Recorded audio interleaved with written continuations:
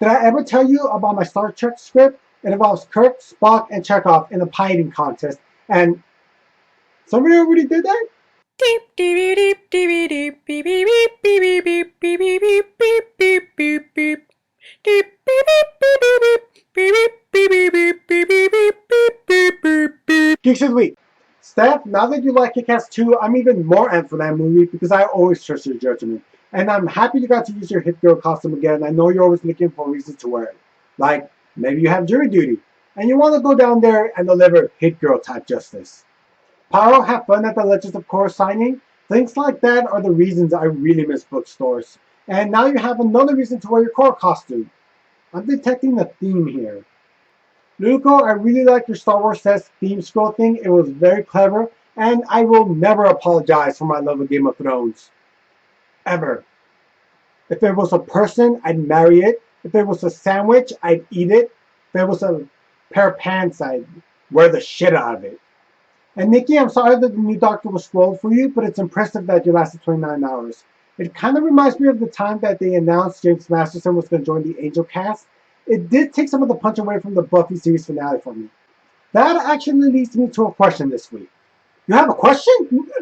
No, no, no, no! No, no, no, no!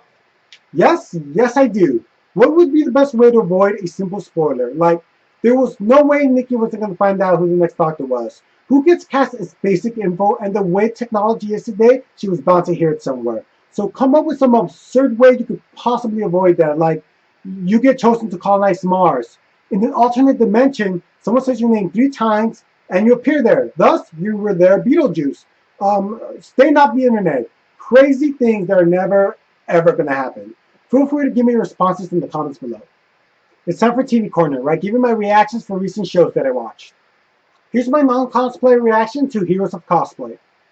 Is that's Jason David Frank? It's freaking Tommy! It's the Green Ranger! Green Ranger forever! Here's my non-journalistic reaction to the latest episode of Newsroom.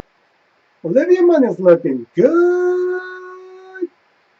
And no matter how smart you sound, Jeff Daniels, you'll always be Harry from Dumb and Dumber to me. Here's my non-professional meth-making reaction to the Breaking Bad Season 6 premiere.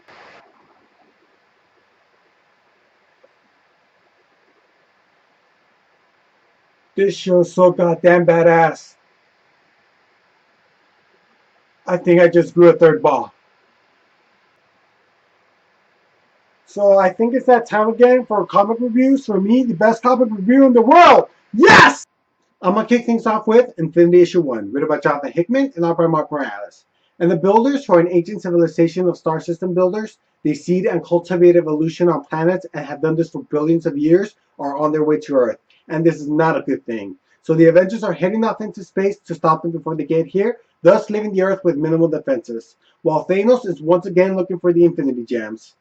Did I happen to mention that all of them are on Earth? All of them. If you've been reading Hickman's Avengers and New Avengers, then you already know the setup for this. But even if you haven't, he does an excellent job of introducing you to new players. I'm getting a real space epic feel from this. This could actually end up being a great event. All the elements are there for it. Still, I can't highly recommend it right now because I don't know how crucial the times will be, and as it is, it's going to be pricey. Plus, I can't remember the last event that it was worth picking up every issue. Even if you're not a fan of Hickman's Avengers run, because of the Thanos element, I still think you might enjoy it. I can't wholeheartedly recommend it because of pricing issues, but I do rate it 4 out of 5. Next, Justice League of America issue 7, written by J.F. Johns and art by Jeff Lemire. And this is part 4 of Trinity War. As Superman has been framed for murder, so Justice League of America, and Justice League Dark have broken up into 3 different teams to try to solve this case and are following their own leads, while Pandora is still trying to find someone to open the mythical Pandora's box. You're starting to see more of the mystery being solved, and you can tell some action's about to go down. But still, I do wish the pacing was a little better, and the times are kind of required because a lot of what the Justice League teams are doing is happening there. This is still a worthwhile story, but I'm starting to see some chinks in the armor, and I rate it 3.5 out of 5. Finally, Avengers Arena issue 13, written by Crystal Gates and art by Carl Maloney.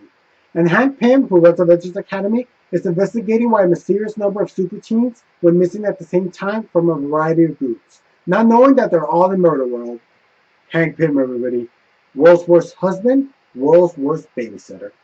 This was a fill-in issue, and Dennis Hopeless, who's the regular writer for the series, didn't write it, and I didn't even notice until I checked the credits. It was that good. My only problem with it is I wasn't really buying Hank Pym's reasoning for continuing the investigation. Still not a bad issue, and I rate it 3.5 out of 5. That's it for me. Sorry my video wasn't that good. I promise to try harder next week. Remember to subscribe to us, check out our Facebook, check out the other geeks, and stay geeky.